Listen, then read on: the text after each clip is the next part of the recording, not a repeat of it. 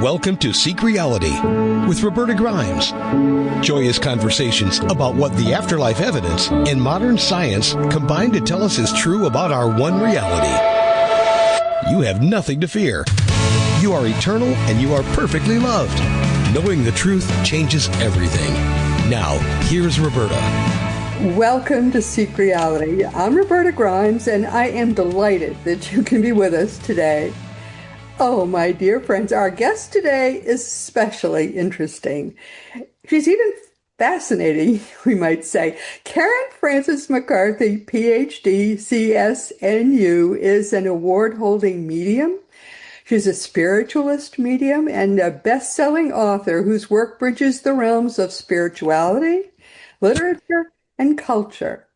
She's a passionate advocate for spiritual exploration, wisdom, and growth, and she combines in-depth research and study with the evidence-based style of spiritualism and the mindfulness of her Zen practice. Her mediumship is further enriched by the lyrical storytelling tradition of her Irish heritage, which you'll hear a little bit in her voice, which I think is very sweet. She offers powerful, heart-centered spirit communication. Dr. Karen McCarthy's books have touched hearts and minds across the world. Her best-selling memoir is Till Death Don't Us Part from White Crow Books, and that came out in 2020. It delves into existential questions and the profound journey of awakening to continued consciousness that followed Karen's fiancé's passing. That was a whole story in itself, and we talked about a lot of that the last time she was here. This is her second time with us. Her new book will be called The Re-enchanted Ghost in Contemporary American Spectral. I'm very eager to read this next book, and it's going to be really a sort of educational book, a very deep book, which will be published by Routledge Publishing later this year. That's a very educational publication house. So therefore, it's going to be a very expensive book. We were talking about that just before we went on the air. It examines the cultural and emotional dimensions of consciousness and spirituality and innovative research, which complements Karen's academic teaching and writing, blending intellectual rigor with spiritual depth and enhancing her contributions to contemporary spiritual thought. This woman is very well educated, and she's a serious medium as well. Dr. Karen McCarthy has undergone intensive training at the world-renowned Arthur Findlay College in England, earning 3 certificates of recognition from the Spiritualist National Union in Mediumship, Healing, and Public Speaking. She also holds a diploma in grief, and in bereavement counseling from the Institute of Counseling in Scotland, reflecting her compassionate and evidence-based approach to her practice. Wow. In addition to her private practice in Dublin and New York, she shares her insights as an educator. She teaches courses at the Shift Network, the Arthur Conan Doyle Center, the Edgar Cayce Center, and the One Spirit Learning Alliance Humanities team. Meanwhile, she's here with us on Seek Reality, as I say, just for the second time. I don't know why there's been such a long gap in between, but I'm sorry. We're going to really try to fill that gap now. Karen, my dear friend, Dr. McCarthy, welcome. It's great to have you back with us today. Oh, thank you, Roberta. It's lovely to be here. You know, there are so many questions I kind of want to start with. I'm not sure that I even know where to begin. We talked in your last book, we talked about how you had lost your fiancé, and maybe we could begin a little bit talking about that book because people are going to be curious about it. What happened? So yeah, so Till Death Don't Us Part. I wrote that. Well, it was published in 2020. It actually it follows the first year or so after my fiancé died very suddenly, very young, 42, of a sudden massive heart attack, out riding his bike one day. And I was actually in Virginia, doing interviews for my first book, which was sort of a contributor to the Northern Ireland peace process at the time. at the time, I did political journalism. That was what I was writing at the time. So I'd been in Iraq. I was working on this sort of history book as a contribution to the Reconciliation Act in Ireland. At the time, when I got this news that he had died suddenly, which I'm sure you can imagine was very, very, very hard to take in. But I was staying, I mean, you couldn't make this stuff up. This is actually true. I was actually staying in a house in the attic of this huge big house in the Chesapeake Bay. The people who owned it, friends of mine, were away, and I sort of moved in to take care of their cat. And that's where I was, because I was doing interviews down south, a lot around south and the Appalachians and stuff. I was coming and going from there. So I'm in this attic in this massive hulking house in the Chesapeake Bay in this rural area. And I'm a city dweller, so even that was odd for me. And that was a converted attic, so it wasn't as creepy quite as it sounds. But all sorts of weird stuff started to happen suddenly, like lights were turning on, things were touching me, the bed was sort of shaking. I wrote about all of this until death don't us part. And it was a very, very, the first thing you think, these sorts of things that happened to me when I was a kid, and I did include some of those in the book when I went back. But, like most kids, you wake up, somebody standing at the edge of the bed, it's so what, But by the time I got into my teens, and there is some funny sort of creepy stories about being in the Girl Guides and these creepy old houses in the country in Ireland when I was about 12.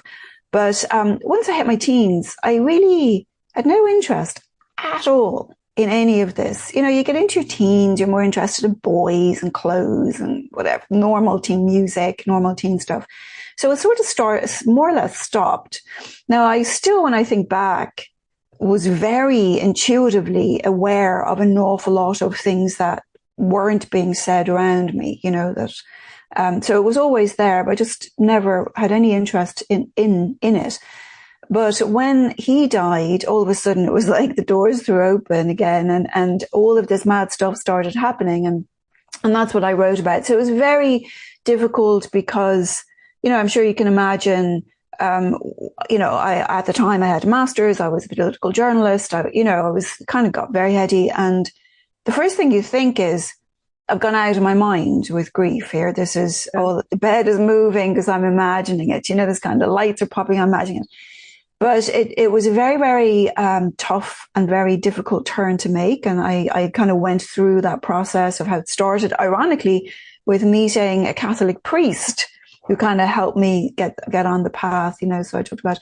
And I hadn't been inside a church since I was like 16 or 17, so except for a funeral maybe, but so just became a long journey into recognizing that indeed, he had, that survival was real, and as soon as that started, as soon as I finally very reluctantly had to say, all right, so be it, other people's relatives would pop in and, and I would just find myself having conversations with other people's relatives. Abilities. I always, people think, oh, you just kind of, your partner died and, oh, all of a sudden now you can talk to the dead. I actually was always capable of that. I was just never interested in it, Yes. But when he died, it was kind of like burning bushes. There was just no way to ignore what was going on. And as I said, I would sit down with somebody else, and I would be aware of somebody else sitting with us. And, finally, a couple of people were saying, like, this stuff, you had very strong abilities. That's pretty clear. I never was particularly interested in being in that sort of space. But, people kept sort of encouraging me to do something with it because it was proving to be actually very helpful. And so that's why when you were asking me, you were saying, like, I'm a big nerdy education sort of person, is that I was like, well, I'm not going to step into other people's grief with only my personal experience and opinions to share, because everybody has opinions and personal experience doesn't mean anything, necessarily. Like, if you're clouding all of that with your own perceptions, then we end up, and I think we talked about this the last time, not challenging where you've inherited a lot of beliefs can actually do quite a lot of harm. We end up passing them along. And so I thought, if I'm going to do something with this, I'm going to actually really learn as much as I can about consciousness, survival, mediumship, what is going on here. And so that's when I started going to the Arthur Findlay College and working with the SNU. That's where I eventually ended up doing a lot of training and assessments and got 3 awards from them in mediumship. But also, that's when I just took, I'm not a grief counsellor, but I just took a course in grief counselling at the Institute of Scotland, because I thought it's so unique, grief, and everybody's experience is so different, that if I'm going to sit in front of somebody who is really bereft, whose child has just died or whatever, I want to make sure that I also not only just have the ability or the empathy, but also the capacity to meet them where they are. And I just became important to me to be able to do that as well. Yes. But you certainly dove into it really wholeheartedly. I mean, most people don't have anything like your awards, your depth of, I wouldn't call it training, but certainly efforts made to sharpen your own natural ability. You certainly have done very well with trying to, very sincerely, to sharpen your own natural ability. Did you ever put yourself out as a medium for people? Not for a long time. Took quite a long time I didn't really do that publicly until after I got the awards. Like I said, a lot of people sort of feel like they can just sort of roll out of bed and do this. But I know. Believe me, I know, because I've tried to test mediums, and many people who put themselves out as mediums have the tiniest bit of ability. And they say, well, I can do this. And what they do is, older woman with you, I think it's your grandmother. And then someone says, well, my grandmother is still alive. Oh, it's an aunt. I think it's an aunt. They don't know what they're doing. And I mean, and aside from that, a lot of people I've discovered, and is a lot of people, it takes an awful lot of training. The energy is very, very subtle in mediumship. It takes an awful lot of training to even recognize the difference between receiving psychic impressions from the person in front of you, from reading them, and actually information through the survival channels. And I would say, without really, and all mediums at some point in the sitting will pick up something psychically, but the key is you need to be trained enough to be able to say that and to recognize that, which an awful lot of people aren't. I mean, I've sat with mediums who are giving me all this information, and you can give great evidence, you can give great spot on details about somebody's loved one from just reading the memories that are stored within their energy field and or whatever it being. I can't even tell you, Roberta, the amount of times I've sat with mediums who say, I've got your mother here, and they're telling me all these nice details about my mother, and I'm going, this kind of doesn't really feel right. And I'll go to my mother, are you actually talking to this person? And no. Do you know, I have the benefit of being able to do that, but your average bereaved person doesn't. And, I won't get on my soapbox about this, but I'm a huge advocate of the proper training to recognize your own ability and where your own ability is receiving information from. That sounds really simple. It's incredibly complicated, but the entire world of consciousness and survival and bereavement and the complexity of personalities and the complexity of relationships all should be factoring in mediumship, not just, I've got a man here and he's got a beard and he's got a pair of polished black shoes and he's got a dog. And that's not mediumship. That's just a laundry list, so. Exactly. Yeah. Exactly. And mediumship is capable I mean, the spirit world is capable of really bringing in the richness of their story and their sense of presence. And you can only get that kind of qualia from real mediumship. You can't get it if somebody's reading you psychically, because you can go, oh my God, they knew this and they knew this and they knew about the ring and they knew that and the other. But you don't get the sense of the real power and the presence of the loved one in that way that you can with mediumship. And I think that mediumship is only limited by the mediums because the spirit world is limitless.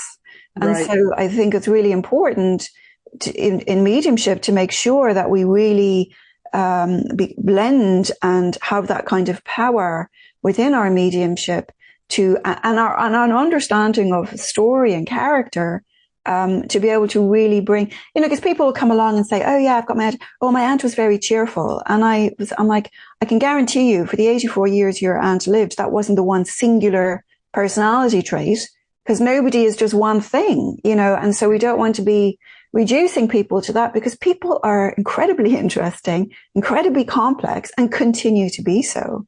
And I feel that, that's the one quality.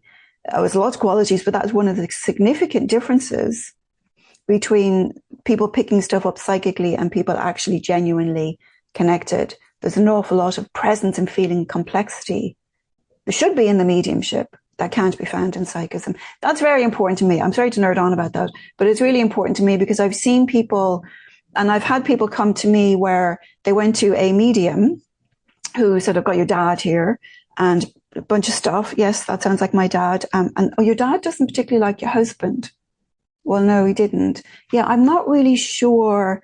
I get a sense from your father that he thinks that you really shouldn't stay in that marriage, And a lot of the time what's gone on is the person got a few facts perhaps from the father, we'll give them the benefit of the doubt, but then slipped into perhaps picking up the woman's dissatisfaction with her marriage and then interpreted that. And what happens there is that woman is going to put more credence and emphasis and importance on something that comes from her father, she thinks, than the psychic. So I see so much harm done with this. That's why I'm such a huge, get properly trained, get properly educated, properly read, challenge, you've got to do an awful lot of your own healing. We've all got our own triggers. We've all got our own baked in perceptions that we've been picking up since we were born. And it's important to be educated enough to be able to challenge all of that within yourself so that we're not passing superstitions or preconceptions and this sort of thing on to some vulnerable person. That is so important. Yeah. And I guess I never really thought of it that way. I gradually became very jaded about mediums because I know that all my family members are just fine. And I know what the afterlife is like to a great extent. So I don't worry about them. I know everybody, we're going to have a big party. Every day gets closer. I just look at all of it very happily and don't even think about it much. But it's wonderful. It's really wonderful that you are so thoughtful about doing this work. You don't just see it as oh, great, I have a skill. This is a way to make money. I'm going to just go ahead and do it. And you care very much about the people you're reading and what. Yeah, well, I don't ever consider it reading people because that's what psychics do. And so I really just consider it just communication. And I also know that I'm going to die and I'm probably going to have to face them all. Oh, I never thought about that either. Oh my goodness, my dear. There's a good point. Mm-hmm. Yeah, right. If it's a small world, it's certainly a small afterlife as well. That's right. Mm-hmm. So you have to make sure you don't lead anyone astray, even inadvertently. I mean, a lot of it's just ethics. It's just, I was very reluctantly came to this work, and it took me a long time and an awful lot of people saying, you really need to get out there. I certainly wasn't the poster child for mediumship because first of all, I was a terrible skeptic when he died. I practiced Zen, but then Zen is there's no God, there's no afterlife and Zen. You know, so Zen is very non-theistic. That suited me just fine because it was just a nice meditative, mindful way of living. But I never had any interest in this. So I was kind of the last person in the world you would expect the spirit world to drop this on. But, you know, it just kind of came to a point in a way, Roberta, as well. I kind of felt like the only reason that this is sort of these doors have flung open again is because he died. And in a way, I felt maybe I owe it to him also to do it. And if I'm going to do it, and then I'm going to do it well.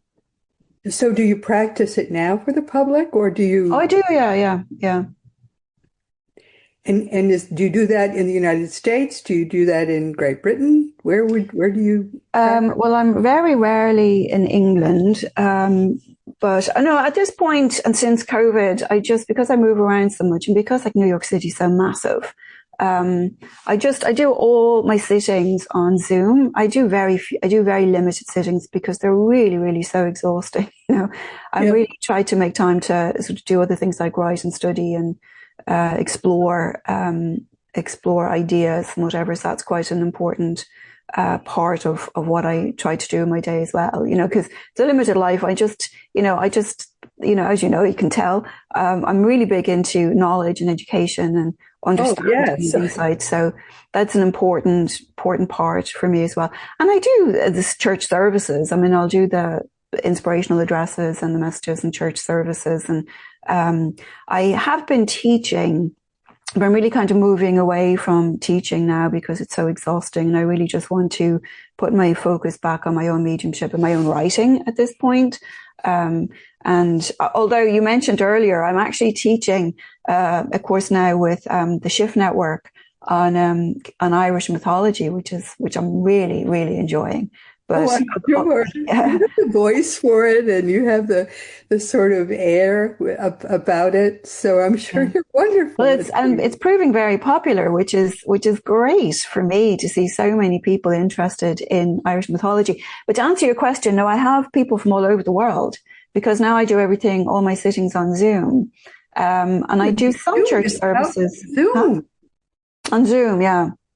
I can't imagine what we would do without Zoom, seriously. I know. What did we do before it? I don't know. I have no idea. So what did we do before the internet? My God, can't even remember. To me, it's God's gift to everybody to do everything. Mm.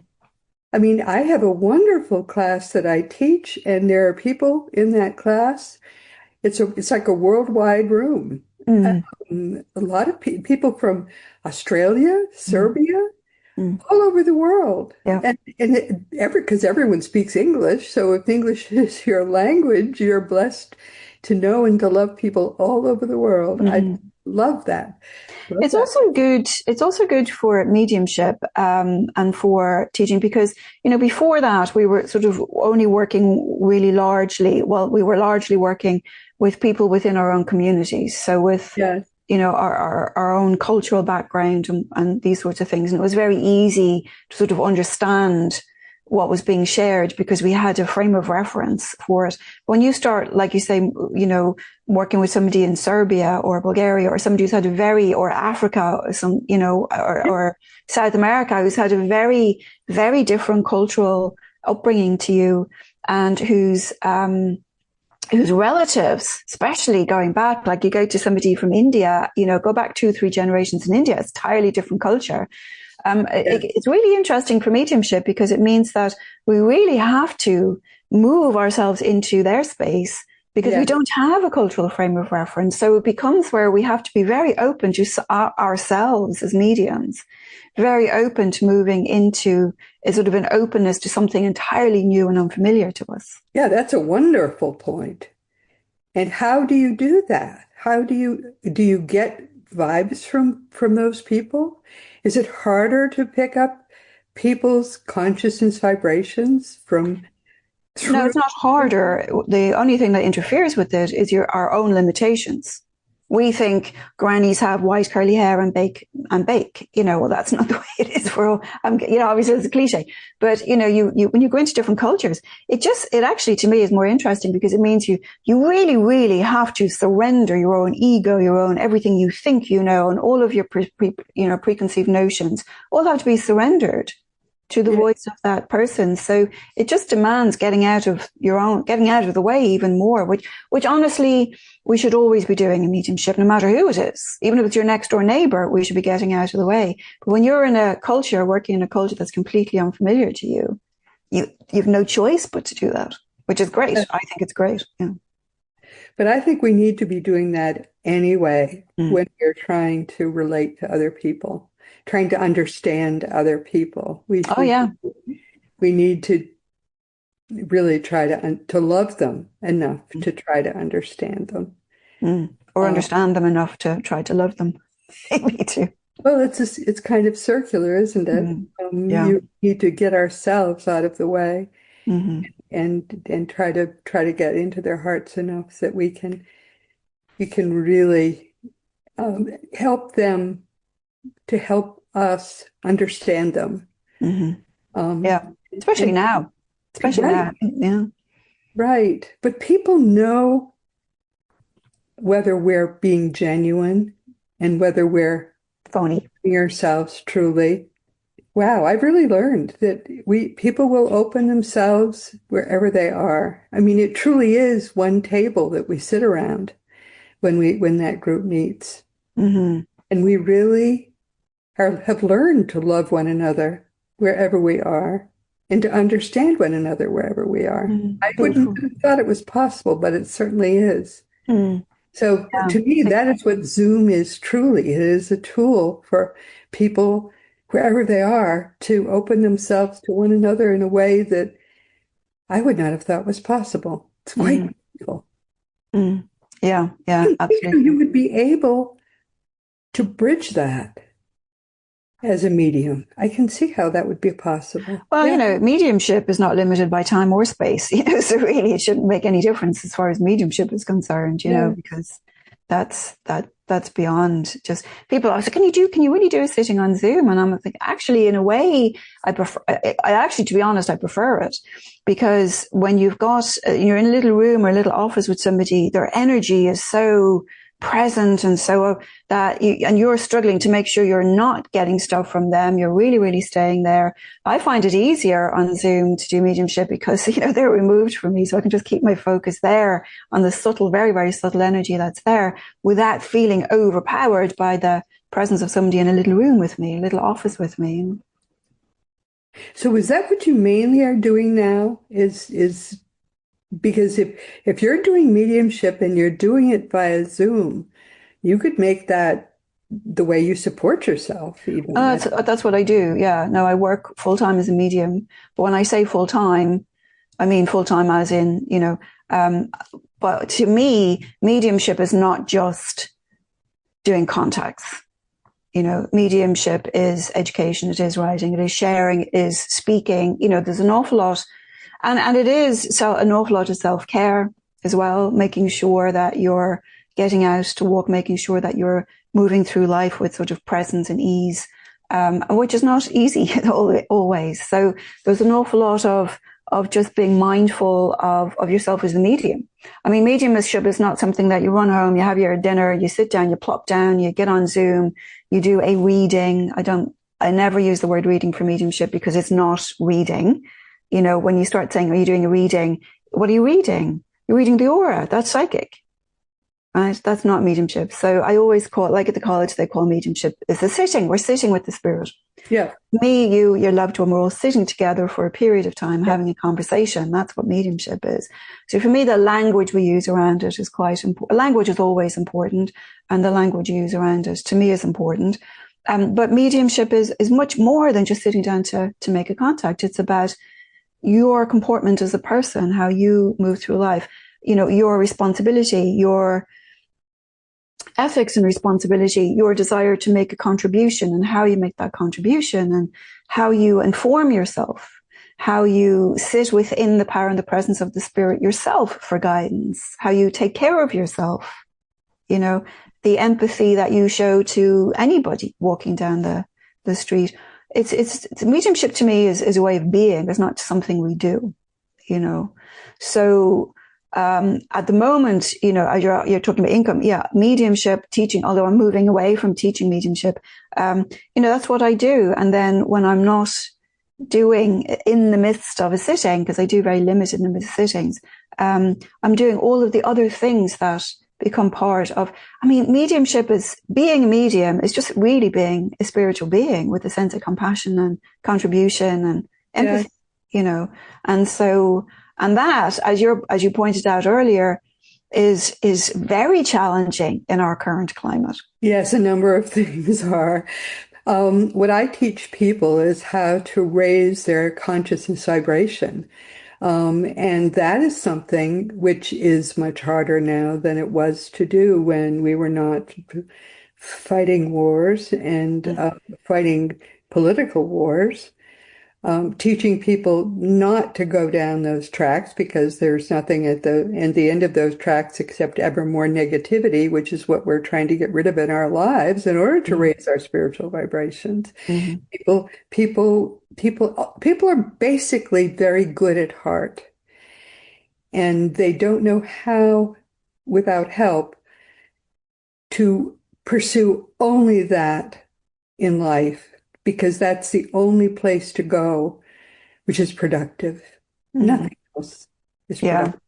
There's actually, I'm in a Zen women's group as well. We meet once a month, and we were talking about this too. You know, it's like, there's a practice in Buddhism called metta practice, and it's where you sit and you know, may I be happy, may I be at peace, and a few things like this. And then you pick somebody else who you love and you say, may you be happy, may you be at peace, whatever, etc. You know, there's a list of things you can wish them. And you pick somebody you're fairly neutral about.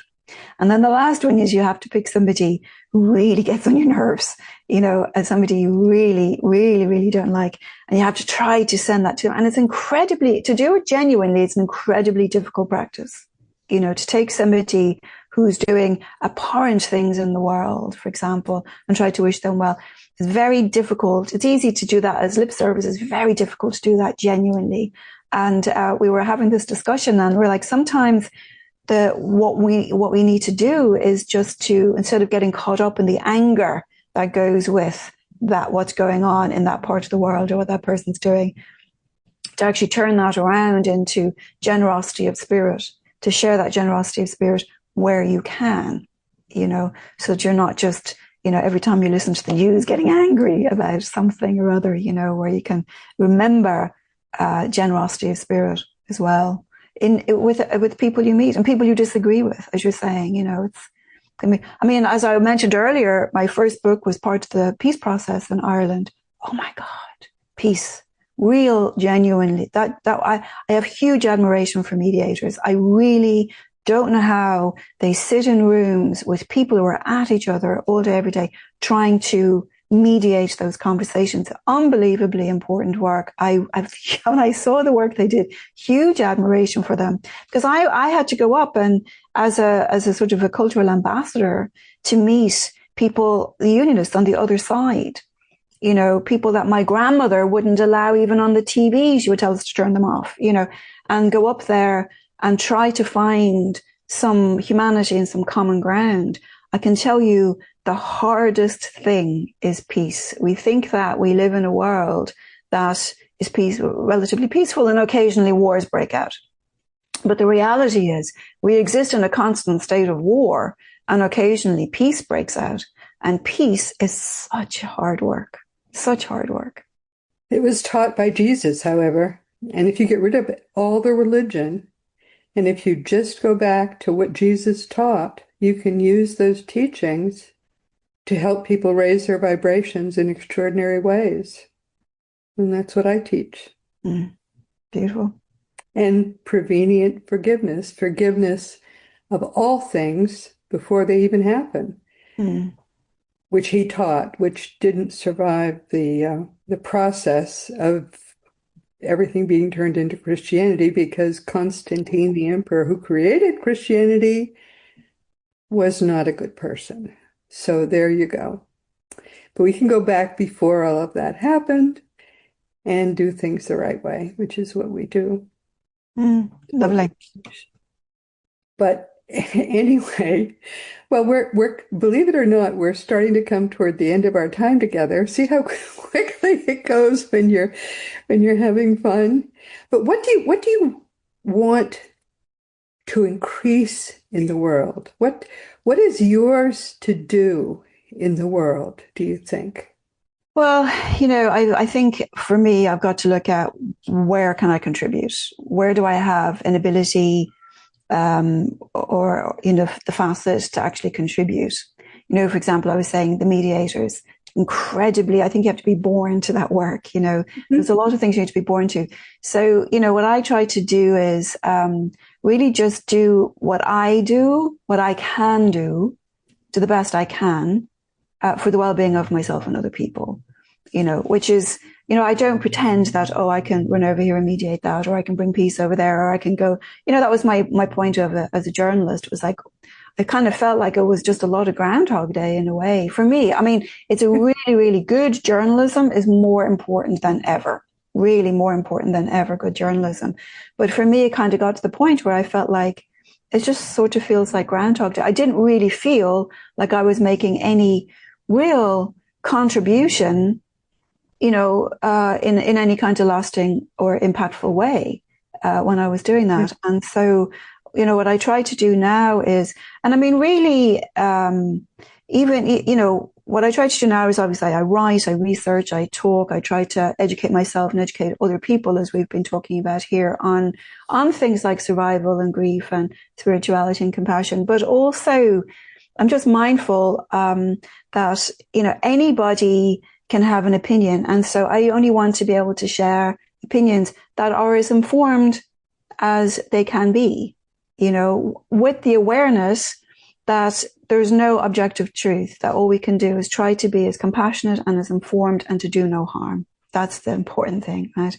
And then just to offer, even like, as I said, within mediumship, I just feel that I don't even kind of feel that that's really about me or about myself or my ego. That's just something that I can do, that an ability that I've been given that I can actually do to help other people. And for the most part, it is helpful. There's all, sometimes you get people who are just in the throes of grief, who are so angry and so resentful that they just want to take it out on somebody when really they don't need mediumship is no substitute for grief counseling, for grief support.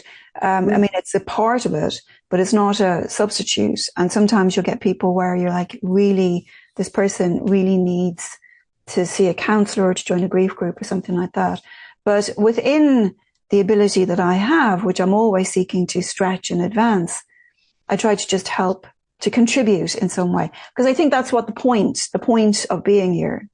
Well, there's lots of points to being here. One of the points to being here is to find a way to actually contribute as best you can with what you can. Yes. Some people come here because they need to learn to love. Some people come here because they love pretty well, but they need to learn to not get angry all the time. Some people come because they have some other issue they have to work out. We all kind of, I think, have different places in our personalities, in our different issues that we need to work out. And we're given, where we create lives where we'll have the opportunities to face whatever those issues are that we still haven't learned how to work out. It's fairly complex. Life planning is fairly complex. But I guess I don't even, it doesn't seem to be a strength of mine at all to help people with their life planning. The main thing that I think I'm supposed to be doing is helping people to understand what Jesus actually came to do, as opposed to what Constantine came to create, because that religion is not working out well at all. Not at all. Not at all. And does it ever make me sad to have to say that? Mm. Yeah, the teachings, I after my partner died, as I said, one of the first people that I met that sort of helped me realize this was not me going nuts. This was actually really happening, was a Catholic priest. And, you know, I went to Catholic school. My teachers were nuns. I was in a convent school, and, you know, I grew up in that. And by the time I got to 17, I just ran out of there. I said, I'm never coming back. But after he died, I actually did pick up the Bible. I didn't just pick up the canonical, can't even say the word now, canonical text. Canonical, yeah. Text, yeah.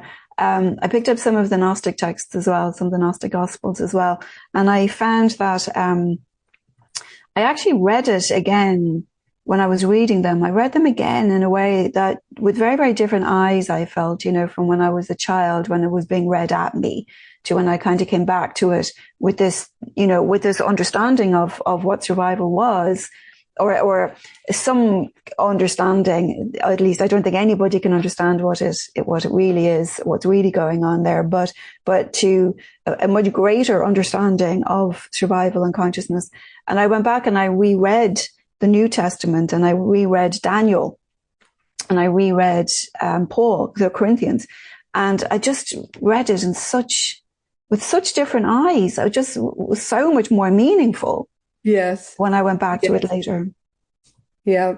I mean, it's just unfortunate that the religions have the Emperor Constantine and his versions of the teachings and his versions of so many things have so twisted.